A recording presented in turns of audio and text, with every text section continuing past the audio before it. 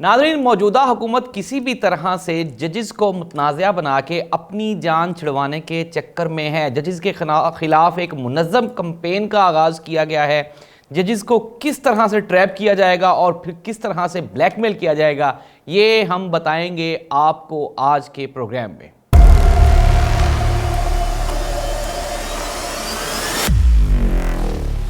औज़ुबिल्लाहि मिनश्शैतानिर्रजीम, बिस्मिल्लाहिर्रहमानिर्रहीम, अल्लाहुम्मा सल्लि अला मुहम्मदिन व आलि मुहम्मद, करोड़ों दरूद व सलाम हज़रत मोहम्मद मुस्तफ़ा सल्लल्लाहु अलैहि वसल्लम पर, आप सल्लल्लाहु अलैहि वसल्लम की आल पे, ज़ाहिद अब्बास नकवी ऑफिशियल पे खुशामदीद। नाज़रीन, जस्टिस मज़ाहिर अली अकबर नकवी साहब और चौधरी परवेज़ इलाही साहब के बारे में एक ऑडियो लीक की गई, जिसमें साबित किया गया कि मोहम्मद खान भट्टी जो कि सेक्रेटरी पंजाब असम्बली हैं, उनके बारे में कोई डिस्कशन सुनवाई गई।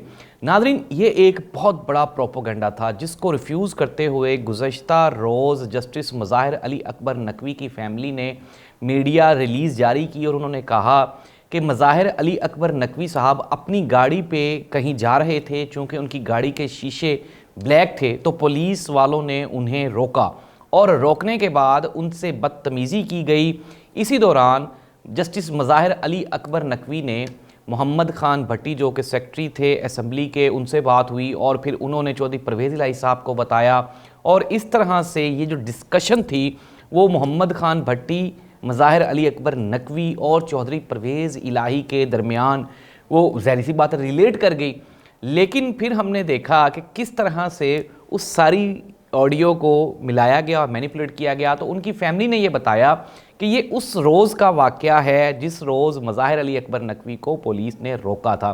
तो चूँकि उनकी परवेज़ इलाही साहब से बात हुई थी और उस बात को लेकर ये ऑडियो तैयार की गई है।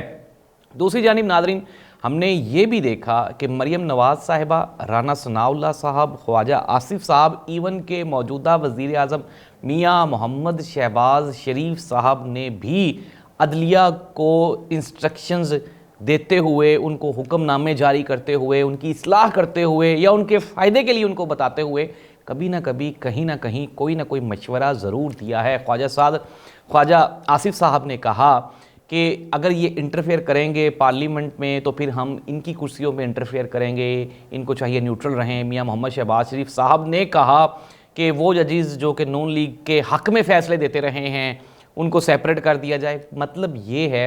फिर मरियम नवाज़ साहिबा ने भी जिस तरह से अपने कारकुनों से खिताब करते हुए जजेस को निशाना बनाया और फिर राना सनाउल्लाह साहब ने भी। तो नाज़रीन, मौजूदा हुकूमती वज़रा का एक ही टारगेट है और वो है कि किसी न किसी तरह से अदलिया को मुतनाज़ा बना दिया जाए।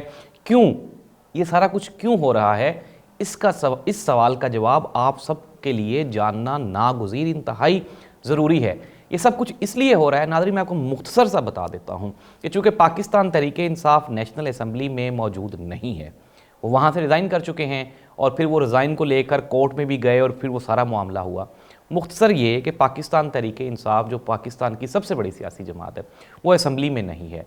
अब हुकूमत को अपोजिशन का वो जो किरदार होता है वो तो फेस ही नहीं करना पड़ रहा। तो ऐसी सूरत हाल में अदलिया ही एक ऐसी स्ट्रेंथ है जो अवाम के साथ खड़ी है, जो पाकिस्तानियों के लिए कुछ ना कुछ बेहतर करने की ख्वाहिश रखती है। इसलिए वो हर हुकूमती गलत इक़दाम को चैलेंज करते हैं और चैलेंज करने के बाद फिर उसके ख़िलाफ़ फ़ैसला आता है। हालांकि वो फ़ैसला कानून और आइन के तहत आता है, क्योंकि जजेस आइन और कानून से बाहर निकल के कोई फ़ैसला नहीं दे सकते। लेकिन पाकिस्तान मुस्लिम लीग नून और इत्तेहादी जमातों को मसला ही यही है कि इस तरह से तो अपोजिशन का किरदार सुप्रीम कोर्ट ऑफ पाकिस्तान अदा करती रहेगी। तो इसलिए उन्होंने मुख्तसरन क्या समझा, उन्होंने ऐसा प्लान किया कि सब लोग मिल के अदलिया को प्रेशराइज़ करें। और पाकिस्तान मुस्लिम लीग नून की नाज़रीन ये सियासी रवायत, हिस्ट्री, तारीख़ भी रही है कि वो हमेशा अदलिया पर असर अंदाज होने की कोशिश करते रहे हैं। टेप्स का और ऑडियो लीक्स का दौर तो अब आया है, लेकिन पाकिस्तान मुस्लिम लीग नून की जो जजेस के साथ कन्वर्सेशंस हैं वो तो बहुत पुरानी हैं, जो कि लीक हो चुकी हुई हैं और दिखाते रहे हैं। फिर हमने देखा कि किस तरह से सुप्रीम कोर्ट पे एक मरतबा हमला किया गया था और जजेस को मुतनाज़ा बनाने की कोशिश की गई थी। तो नाज़रीन, पाकिस्तान मुस्लिम लीग नून रवायती सियासी जमात है। आज भी पाकिस्तान मुस्लिम लीग नून रवायात से बाहर निकलने को तैयार नहीं। پاکستان مسلم لیگ نون کو نہ جانے کس نے یہ بتا دیا ہے، سمجھا دیا ہے کہ آپ وہی 90s والی پولیٹکس کریں گے تو آپ کے کھوئے ہوئے ووٹرز، آپ کے بھٹکے ہوئے جو سپورٹرز ہیں وہ آپ کے پاس واپس آ جائیں گے۔ یہ بالکل کسی نے غلط مشورہ دیا ہے۔ اس طرح سے عوام مزید آپ سے تنگ ہو رہی ہے، آپ سے دور ہو رہی ہے، آپ کے ووٹرز آپ سے دور ہو رہے ہیں، کیونکہ عوام، آپ یہ دیکھ لیں کہ اس ساری دکھ کی تکلیف کی گھڑی میں عوام کو وہ بندہ سب سے اچھا لگے گا جو حکومت کے خلاف، جو کہ موجودہ پی ڈی ایم کے خلاف بات کرے گا، چونکہ آپ نے عوام کا حال ہی یہی کر دیا ہے۔ تو عوام معزز ججز اور عدالت کے ساتھ کھڑی ہو گئی ہے، اور یہی وجہ ہے کہ ہم نے دیکھ لیا کہ جسٹس مظاہر علی اکبر کو لے کے جتنے پروپیگنڈاز بتائے، ان کے گھر کے بارے میں ایک سین تھا کہ انہوں نے کوئی ناجائز گھر لے لیا ہے، تو انہوں نے وہ بھی ثابت ہو گیا کہ وہ گلبرگ والا گھر بیچ کے کینٹ میں خریدا گیا۔ پھر بیٹی کی فیس کے معاملے کو لے کر بھی کھپ ڈالی گئی، پھر وہ بھی بتایا گیا کہ اسٹیٹ بینک سے پرمیشن لے کے 2 انسٹالمنٹ میں فیس جمع کروائی گئی۔ تو ناظرین، مختصر یہ جسٹس اعجاز الاحسن اور جسٹس مظاہر علی اکبر چونکہ یہ لارجر بینچ کا حصہ ہیں، سینئر ججز ہیں، تو ان کو متنازع بنانے کی کوشش اسی لیے کی جا رہی ہے تاکہ جب یہ فیصلہ آئے تو پی ڈی ایم اس کے اوپر اعتراض کر سکے، کیونکہ وقت ہی گزارنا ہے اور تو ہمارے پاس کوئی چارہ ہے نہیں، کوئی سورس ہے نہیں، کوئی سہولت میسر نہیں ہے ہمیں جس کے تحت ہم اس ملک کے عوام کو مزید بیوقوف بنا سکیں۔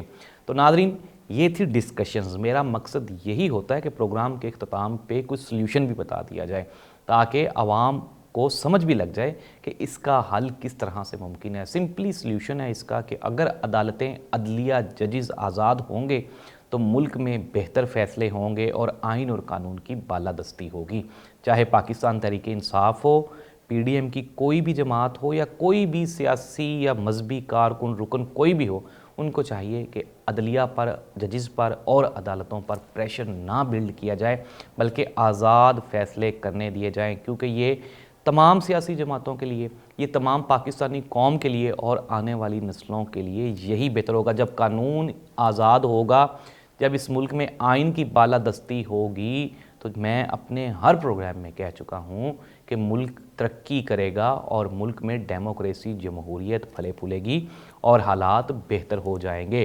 اگر ہم اسی طرح سے متنازع بناتے رہے فیصلوں کو، عدالتوں کو، ججز کو، تو پھر معاملات اسی طرح سے چلیں گے۔ تو مختصر یہ کہ اثر انداز ہونے کی کوشش کی جا رہی ہے عدلیہ کے فیصلوں پر حکومت کی جانب سے، اور اچیومنٹ کیا ہوگی؟ اچیومنٹ زیرو ہوگی، کیونکہ پیچھے بھی آپ دیکھ چکے ہیں اور بھگت چکے ہیں کہ نتائج کچھ بھی نہیں نکلنے والے۔ تو وقتی طور پہ چونکہ عدالتوں کا معاملہ ہے، انصاف اور قانون اور آئین پہ مبنی ہوتا ہے، آئین اور قانون سے باہر تو وہ فیصلہ دے نہیں سکتے۔ تو صبر کریں، اس ملک کو بہتری کی طرف جانے دیں تاکہ حالات بہتر ہو سکیں، آنے والی نسلیں اس ملک میں رہنے کا سوچ سکیں۔ وہ لوگ جو یہ ملک چھوڑ کے باہر جانا چاہ رہے ہیں، ان کے لیے عدالتیں، عدلیہ اور ججز یہ آخری ہوپ ہیں، یہ آخری امید ہے، اور امید کی کرن کو ہمیشہ جگمگاتے رہنا چاہیے۔ اگر یہ امید کی کرن بھی ختم ہو گئی تو پھر مایوسی ہی مایوسی ہے، اور مایوس قومیں، آپ کو پتہ ہے، پھر غلط فیصلے اٹھاتی ہیں، اور تاریخ اس چیز کی شاہد ہے، گواہ ہے کہ جہاں مایوسی پھیلی ہے پھر وہاں پہ فساد ہی پھیلا ہے۔ اللہ تعالیٰ اس ملک اور قوم پر، عدلیہ پر، ججز پر اپنی مہربانیاں فرمائے، ان کو اپنی حفظ و ایمان میں رکھے، اور اللہ تعالیٰ اس ملک کے لیے بہتر فیصلے کرنے کی ان کو توفیق دے۔ اللہ تعالیٰ آپ کا میرا حامی و ناصر ہو۔ اللہ حافظ۔